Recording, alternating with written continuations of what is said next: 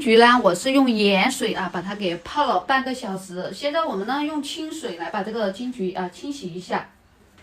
然后呢我们把金桔把它切成2半，放到养生壶里。甘蔗放到养生壶里，加水，熬煮。我一般都是熬煮的药膳。真的这个冬天来了，你把你家小孩子的奶茶换成甘蔗金桔茶，哇呀，喝了真的好处太多了，不要的。暖暖的热热的，哎呀，喝到心里真的好舒服呀！真的这个胸腔这里真的好舒服呀，呼吸都顺畅多了。一定要坚持喝起来，知道吗？不会骗你们的。谁喝谁好，谁喝谁受益。